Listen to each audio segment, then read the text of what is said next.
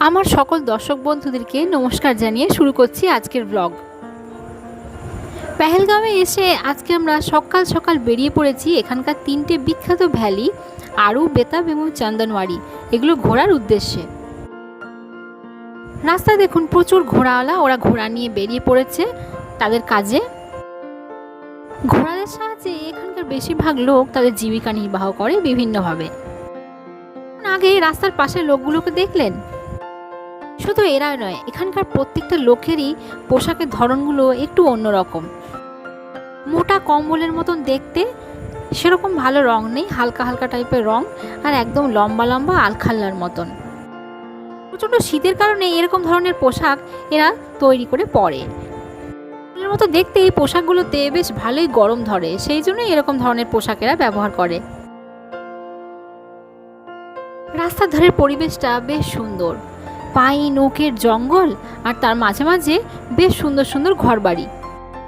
ওই 3টে ভ্যালিতে যাওয়ার কাছাকাছি রাস্তাগুলো বেশ উঁচু নিচু, এবড়ো খেবড়ো, বেশ এঁকে বেঁকে চলে, সেই কারণে বড় গাড়ি এখানে যায় না।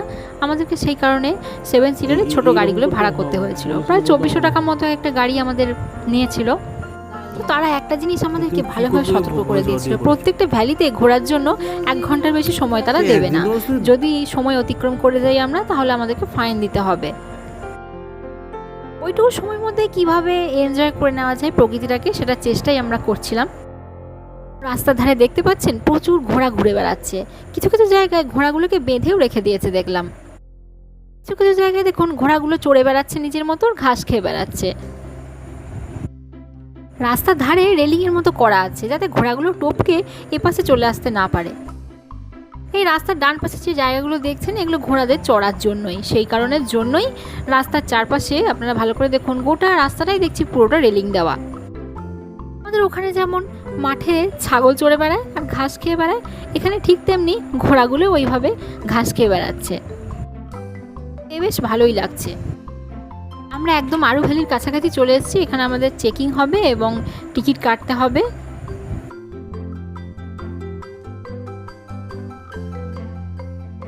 এবার আমরা আরু ভ্যালির দিকে আস্তে আস্তে করে এগিয়ে যাচ্ছি। দেখুন রাস্তাটা বেশ সুন্দর। কোল বেয়ে সমতলে বয়ে যাচ্ছে আরু নদী। এটা লিডার নদীরই একটা শাখা বিশেষ। প্রচন্ড স্রোতে নদীটা এখানে বয়ে যাচ্ছে, আর সাদা দুধের মতন ফেনা, এক অপরূপ সৌন্দর্য নদীর। দূরে পাইনের জঙ্গল, আর আরও দূরে যদি চোখ রাখা যায়, দেখা যাবে পাহাড়ের চূড়ায় সেই শ্বেত শুভ্র বরফ। আমরা যে রাস্তাটার মধ্যে দিয়ে এখন আরু ভ্যালির কাছাকাছি যাচ্ছি, সেই রাস্তায় দেখুন বেশ সুন্দর সুন্দর দুপাশারি ঘরবাড়ি। এই ঘরবাড়িগুলোর মধ্যে কিছু কিছু বসত বাড়ি আছে, আবার কিছু কিছু হোমস্টে বা হোটেলের মতোও আছে। কেউ যদি মনে করেন এই আরু ভ্যালির কাছাকাছি একটা রাত কাটাবেন, সেটাও করতে পারেন আপনারা। সেক্ষেত্রে ভাড়াগুলো হয়তো আপনাদের একটু বেশিই পড়বে। প্রত্যেকটা বাড়ির রঙগুলো কিন্তু খুব সুন্দর, প্রত্যেকটা বাড়ি রং করা, বিভিন্ন রঙের বাড়ি, সেই জন্যই একটা আলাদা রকমের সৌন্দর্য তৈরি হয়েছে। কাছে একটা বাজারও আছে। বাজারে দেখুন দুপাশারি প্রচুর দোকানপাট। কোনো কিছু সমস্যা এখানে আশা করি থাকলেও হবে না আপনাদের। ক্যাফে থেকে আরম্ভ করে বিভিন্ন রকমের দোকানপাট আছে মানুষের নিত্য প্রয়োজনীয় জিনিসের। মানে সামনেগুলোই দেখুন প্রচুর বরফ, একদম উঁচু উঁচু ঢিবির মতো হয়ে আছে। মনে হচ্ছে যেন দোকান খুলতেই পারবে না এরা। আবার দেখুন একটা গভর্নমেন্ট স্কুলও চোখে পড়ছে আমাদের, বেশ ছোটোখাটো একটা গভর্নমেন্ট স্কুল। একটা অনুন্নত এলাকা এটা নয়, সেটা ভালোই বোঝা যাচ্ছে। আবার দেখুন বেশ দুপাশারি জামা কাপড়ের দোকান, শীতবস্ত্র বিশেষত যেগুলো টাঙানো আছে, ভালো ভালো শাল, সোয়েটার। প্রত্যেকটা দর্শকদেরকেই দেখছি, পর্যটকদেরকে ভালোই দৃষ্টি আকর্ষণ করছে এগুলো। সবাই একবার করে হলেও দোকানের কাছে যাচ্ছেনই, কিনুক না কিনুক একবার হলেও দেখে আসছেন। ভ্যালির মধ্যে এখন প্রবেশ করে গেছি।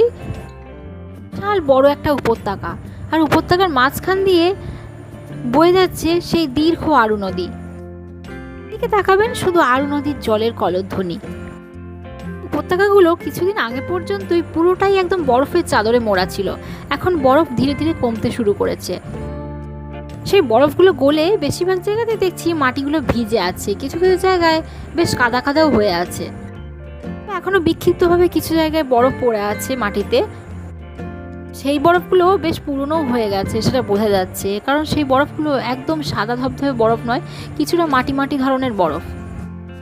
ওই বরফগুলো জলে সিক্ত মাটি থেকে কিছুদিন পরে এইসব জায়গাগুলোতে আরও প্রচুর ঘন সবুজ ঘাস বেরোবে। সেই সময় সৌন্দর্যটা হয়তো আরও অনেকটাই সুন্দর হবে। সৃষ্টিকর্তা এখানে রূপলাবণ্য যেন শুধু ঢেলেই যান আর ঢেলেই যান, বিন্দুও কার্পণ্য নেই তাতে। নদীটা একদম পাহাড়ের কোল বেয়ে বয়ে যাচ্ছে। সেখানে নদীর ওপরে পাথরগুলোতে এবং পাহাড়ের গায়ে গায়ে দেখুন বিক্ষিপ্তভাবে বরফ পড়ে আছে। দেখতে পাচ্ছেন নিশ্চয়ই আপনারা ভালো করে, দেখতে বেশ ভালোই লাগছে। বিক্ষিপ্ত হলেও সেই বরফের সৌন্দর্যটাও বেশ অন্যরকম।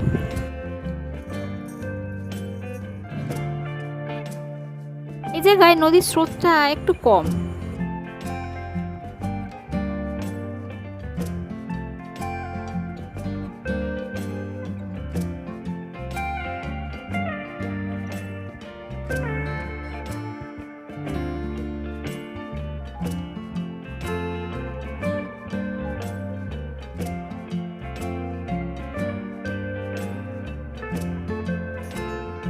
ভ্যালির মাঝখানে দেখতে পাচ্ছেন আপনারা একটা ইউরোপিয়ান স্টাইলের সুন্দর কটেজ বা কুঁড়ে ঘর, যেটাকে ইংলিশে অবশ্য হাট বলে।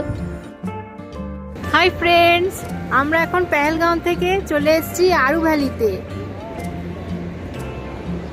দেখুন এখানকার অপরূপ প্রাকৃতিক সৌন্দর্য, চারিদিকে পাহাড়, সবুজ গাছপালা এবং পাহাড়ের গা বেয়ে একদম সুন্দর নদী বয়ে যাচ্ছে। এই দেখুন পাহাড়ের গা দিয়ে কিভাবে নদী বয়ে যাচ্ছে।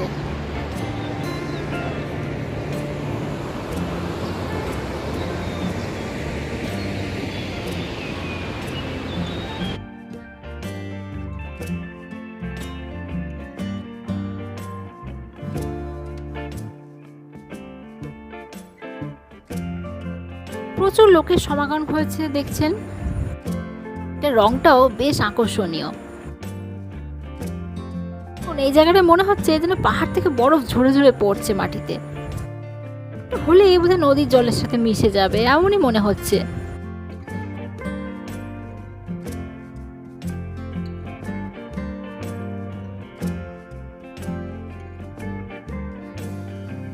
প্রচুর ছোট ছোট নুড়ি এই নদীটার মধ্যে দিয়ে দেখছি বয়ে যাচ্ছে।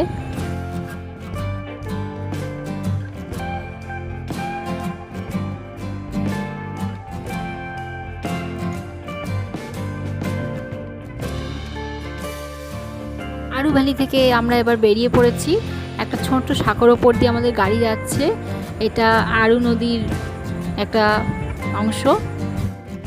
তাগুলো যদি আপনারা ভালো করে আমার সঙ্গে লক্ষ্য করেন তাহলে দেখতে পাবেন বিভিন্ন জায়গাতেই দেখতে পাচ্ছি নদীর জল ঝর্ণার মতো হয়ে বা বরফ গলা জলই ঝর্ণা হয়ে বিভিন্ন জায়গায় বয়ে যাচ্ছে। কোথাও একটু সরু, কোথাও একটু চওড়া হয়ে বয়ে যাচ্ছে। সেই ঝর্ণার জলগুলো জমে কিছু কিছু জায়গায় বেশ জলাশয়ের মতো তৈরি হয়েছে। এখানে আমি একটা জিনিসটা লক্ষ্য করলাম, বিস্তীর্ণ এলাকাটাই শুধু পাহাড় আর নদী, বরফ। আরু ভ্যালি থেকে বেরোনোর সময় একটা জিনিস আমরা লক্ষ্য করলাম, সেখানে প্রচুর শুকনো ফল খোলা অবস্থায় বিক্রি হচ্ছে। এখানে প্রত্যেকটা জায়গাতেই অবশ্য শুকনো ফল প্রচুর বিক্রি হয়, তবে দাম কোথাও খুব একটা কম বলে আমাদের মনে হলো না। তো খোলা অবস্থায় বিক্রি হচ্ছিল, তাই আমরা বা অন্য কেউই খুব একটা কেনার জন্য আগ্রহ প্রকাশ করছে না দেখলাম। দেখুন চন্দনওয়ারি যাওয়ার রাস্তাটা কিন্তু বেশ সুন্দর। পাইন গাছগুলোকে এখানে একদম খুব কাছ থেকে দেখা যাচ্ছে। পাইন গাছের সৌন্দর্যটা কিন্তু ভীষণ আকর্ষণীয়। এই আকর্ষণের জন্যই বছর বছর বহু পর্যটক ছুটে আসেন এই পাহাড়ি অঞ্চলে। যা লম্বা হয়ে দাঁড়িয়ে আছে চূড়ার মতন পাইন গাছ, নিচ থেকে আস্তে আস্তে ওপর দিকে সরু হয়েছে, আর দুপাশে সমানভাবে ডালপালাগুলো বিন্যস্ত হয়েছে। দূরেই ঠিক ওই পাইন গাছগুলোকে দেখুন একটা কালো দণ্ডের মতো মনে হচ্ছে দাঁড়িয়ে আছে। গোটা পাহাড়ের গাগুলো মনে হচ্ছে ওই কালো কালো দণ্ডে ভরা, কিন্তু কাছ থেকেই যখন ওই গাছগুলোকে আমরা দেখছি তখন দেখছি ওই গাছেরই এক অপরূপ সৌন্দর্য। রাস্তার ভিউটা আপনার ভালো করে লক্ষ্য করুন, বিভিন্ন জায়গাতেই ছোটোখাটো সাঁকোর মতো আছে। সেই সাঁকোগুলোর কিন্তু সৌন্দর্য সত্যিই অপূর্ব। তার মাঝে মাঝে এরকম ছোটোখাটো সাঁকো দেখতে বেশ ভালোই লাগে, তাই না? আর রাস্তাগুলোও ওই লিডার নদীর মতোই বেশ এঁকে বেঁকে চলেছে পাহাড়ের পথ বেয়ে। দূরে পাহাড়ের চূড়ায় বরফ, তার নিচে সবুজের সেই সমারোহ, পাইন ও পাড়ের জঙ্গল, আর তার নিচে সমতলে বয়ে যাচ্ছে লিডার নদী। মনোমুগ্ধকর এক স্বর্গীয় সৌন্দর্য।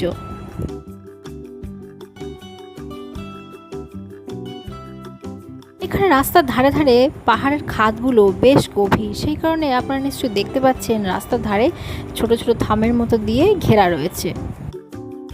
সতর্কতার জন্যই এইভাবে এগুলো তৈরি করা হয়েছে।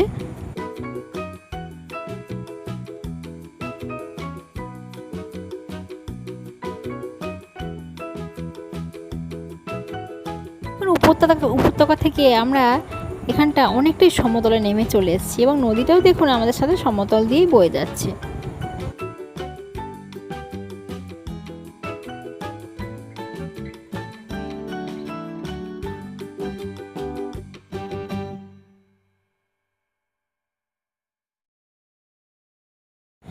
ওই দূরে তাকিয়ে দেখুন একটা বড় সাঁকোর মতন, সেটা দিয়ে নদীর ওই পারে চলে যাওয়া যায়।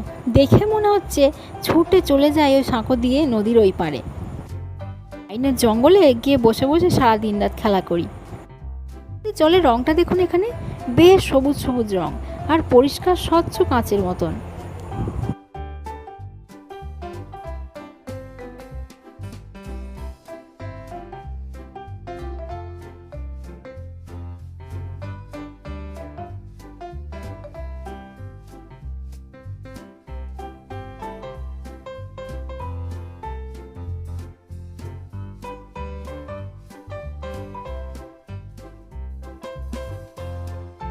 কিছু কিছু জায়গায় রেলিং দিয়ে ঘিরে পার্কের মতো করা আছে, বিভিন্ন রকমের গাছ, বিভিন্ন রকমের দোলনা, বাচ্চাদেরকে খেলার জন্য এই জায়গাগুলো বেশ উপযুক্ত।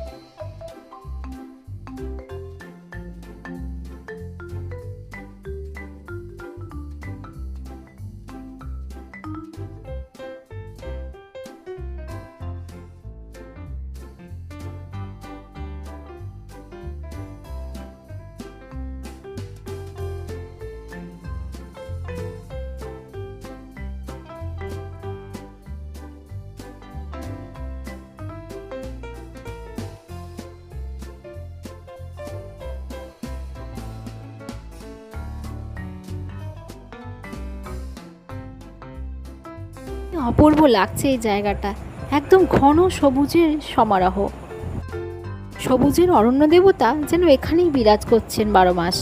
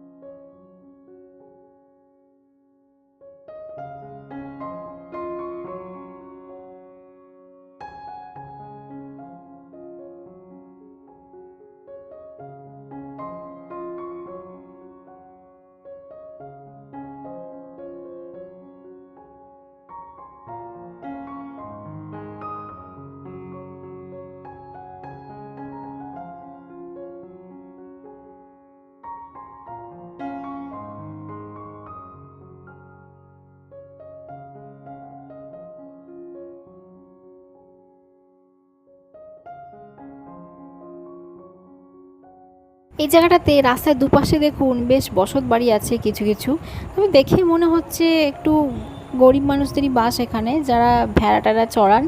আর তাছাড়াও ঘোড়া আছে প্রত্যেকটা বাড়িতেই, হয়তো সেই ঘোড়াগুলোকে নিয়েও তারা জীবিকা অর্জন করেন। যে বাড়ির সামনেই আমরা ঘোড়া দেখতে পাচ্ছি।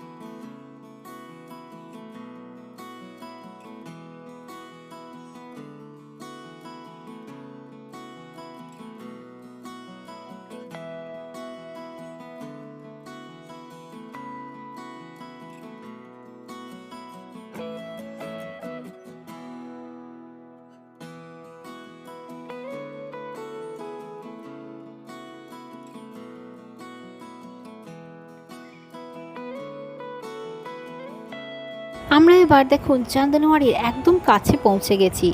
এখান থেকে শুরু হয় পবিত্র অমরনাথ যাত্রা। মাসের লাস্টের দিকেই প্রায় শুরু হয় প্রত্যেক বছর। বহু তীর্থযাত্রী এখান থেকে শুরু করেন সেই যাত্রা। রাস্তা থেকে অনেকটা নিচে আমাদেরকে নদীর জলের কাছে নামতে হলো। জলের স্রোত এখানে প্রচণ্ড খড়ো, নিচে নদীর ধারে ধারে আর পাথরগুলোতে বেশ সুন্দর সুন্দর করে বিভিন্ন জায়গায় বিক্ষিপ্ত হয়ে বরফ জমে আছে। আচ্ছা, পাথরগুলো বেশ দেখার মতো, বিভিন্ন আকৃতির, ছোট বড় মাঝারি এবং প্রত্যেকটাই বিভিন্ন ধরনের ডিজাইনের। এমনভাবে সাজানো আছে মনে হচ্ছে সৃষ্টিকর্তা যেন এরমভাবে ইচ্ছা করেই সাজিয়ে রেখেছেন, যাতে কেউ এসে নদীর এই পবিত্র জলকে স্পর্শ না করতে পারে। জায়গায় দেখুন গাছের একটা বিরাট ডাল পড়ে গিয়ে একটা ছোট্ট সাঁকোর মতো তৈরি হয়েছে। ওইখানটাতে বেশ অনেকেই বসে বসে দেখলাম ফটো তুলছেন। আবার পাথরগুলোর ওপরেও বেশ ফটোশ্যুট করার ভালো একটা জায়গা তৈরি হয়েছে। লোকজনের ভিড় আছে এখানে। এখন আমরা এখানে বসে ছবি তুললাম এবং এখন চলে এসেছি চান্দনওয়াড়িতে। চান্দনওয়াড়িতে দেখুন প্রাকৃতিক দৃশ্যটা কেমন, দারুণ নদী বয়ে যাচ্ছে। এই দেখুন নদী বয়ে যাচ্ছে।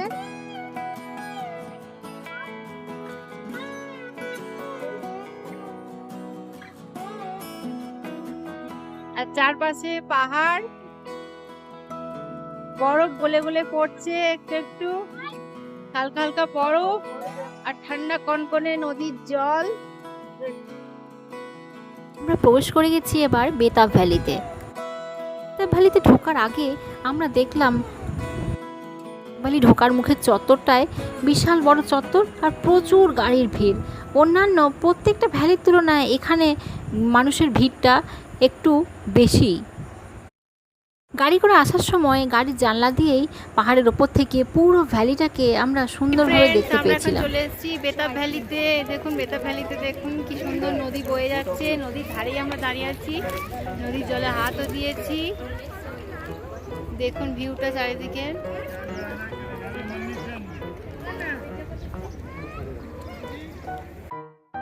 নদী এখানে অনেকটাই সমতল দিয়ে বয়ে যাচ্ছে। উপত্যকার ভেতরে প্রবেশ করে যখন সোজা রাস্তা দিয়ে আমরা হাঁটছি, আমরা দেখতে পেলাম বাঁ ধারে একজন লোক এখানকার একটা ছাগলকে নিয়ে বসে আছেন। এখানকার ছাগলগুলো দেখার মতো, একদম অন্যরকম, আমাদের ওখানকার মতো নয়, একদম ধপধপে সাদা আর প্রচুর লোম বিশিষ্ট। বেঁধে রেখে দিয়েছেন, পয়সা দিয়ে এদের সঙ্গে কেউ ইচ্ছে করলে ছবিও তুলতে পারেন। ছবি তোলার ধরনটা বেশ হাস্যকর। দেখলাম একজন টুলে বসে আছেন আর তার ঘাড়ের ওপরে চোখের সানগ্লাস পরে সেই ছাগলগুলোকে বসিয়ে দেওয়া হচ্ছে। এইভাবেই ফটোশ্যুট করা হচ্ছে। খেয়ে বেশ হাস্যকর লাগলো ব্যাপারটা। তারপর আস্তে আস্তে ভ্যালির আরও ভেতর দিকে প্রবেশ করলাম। ভেতরে প্রবেশ করে দেখলাম একটা জায়গাতে নদী বয়ে যাচ্ছে, কিন্তু নদীর এখানে কোনো বড় পাথর নেই, ছোট্ট ছোট্ট সূক্ষ্ম সূক্ষ্ম মিহি বালির মতন পাথরের টুকরো। সেখানে নেমে জলে হাতও দিলাম, আর তার ওপর দিয়ে সুন্দর সাঁকো করা আছে। কাঠের পাটাতন আর তার চারপাশে সুন্দর করে কাঠের রেলিং দেওয়া। এখান থেকে চারপাশের ভিউটাও অপূর্ব লাগছে। ডান পাশ দিয়ে নদী বয়ে যাচ্ছে আর বাঁ পাশে শুধুই পাহাড়। পাহাড়ের সৌন্দর্যটা একটু অন্যরকম। পাহাড়ের গাগুলো যেন নদীর জলের বৃষ্টির জলে ধুয়ে ধুয়ে কিছু কিছু অংশ পাথর কেটে গেছে। এই জায়গাগুলো জল বয়ে বয়ে একদম কালো হয়ে গেছে, নিখোঁজ কালো রং আর দূরের পাহাড়ের শুভ্রতা মিলেমিশে একদম একাকার হয়ে গেছে। এক দারুণ সংমিশ্রণ তৈরি হচ্ছে কালো সাদায়। ভ্যালির আরও ভেতর দিকে যখন গেলাম দেখলাম বিস্তীর্ণ বিরাট বড় ভ্যালি, হেঁটে হেঁটেও শেষ করা যাবে না। বিভিন্ন ধরনের গাছপালা আছে, কিছু কিছু জায়গায় বিক্ষিপ্তভাবে এখনও বরফ রয়েছে, তবে সেটা বরফের একদম পাতলা স্তর। এই ভিজে অনেক জায়গাতে বেশ কাদা কাদা হয়ে আছে, তাই হাঁটতে বেশ সমস্যাই হচ্ছিল কিছু কিছু জায়গায়। দেখলাম ছোট্ট একটা সাঁকোর মতো করা আছে, তলা দিয়ে একটা জলের নালার মতো বয়ে যাচ্ছে, সেইটার সৌন্দর্য বেশ অন্যরকম। কিছু না থাকলেও সেখানটা দেখতে বেশ ভারী সুন্দর লাগছিল। ঘুরতে ঘুরতে একটা জায়গায় দেখলাম একটা কাঠের বাড়ির মতো, বেশ সমতল থেকে অনেকটাই উঁচুতে তৈরি করা হয়েছে সুরক্ষার জন্য, যেহেতু বন দপ্তর এটা তৈরি করেছেন, হয়তো কোনো ওয়াচ টাওয়ার হিসেবে এটা তৈরি করেছেন জঙ্গলের ভেতরে, সেই জন্য মাটি থেকে অনেকটা ওপরে বেশ কাঠের সিঁড়ি দিয়ে একটা ঘর তৈরি করা আছে ওপরে, বেশ গোলাকৃতি ঘর, মাথার ছাদটাও গোল আর ঢালু। এই রেস্ট রুমের মতো করা আছে ওপরে। এগুলো একদম অন্যরকম, গাছের গুঁড়ি দিয়ে তৈরি করা সিঁড়ি। ঘরের দেওয়ালগুলোও পুরোটা গাছের গুঁড়ি কেটে কেটেই তৈরি, মিলিয়ে বেশ ভালোই লাগলো।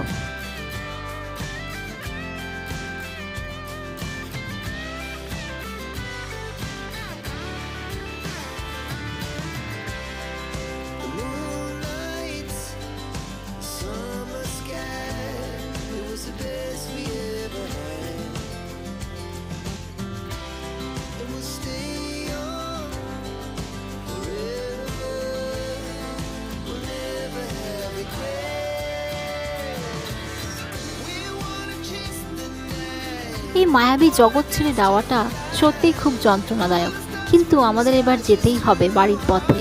সময়ের মেয়াদ আস্তে আস্তে শেষ হয়ে আসছে, আর শেষ হয়ে আসছে অর্থের বাজেটও। শুধুই এই সুখ স্মৃতিগুলো নিয়েই আমাদের ফিরতে হবে। ভিডিওটি দেখার জন্য আমার সকল দর্শক বন্ধুদেরকে অসংখ্য ধন্যবাদ। সবাইকে আমার চ্যানেলটি দেখার জন্য এবং সাবস্ক্রাইব করার জন্য বারবার অনুরোধ করছি। আরও অনেক ভিডিও দেখার জন্য এবং বিভিন্ন ভারতের জায়গার সব ডিটেলস তথ্য পেতে আপনারা আমার ভিডিওটি দেখবেন।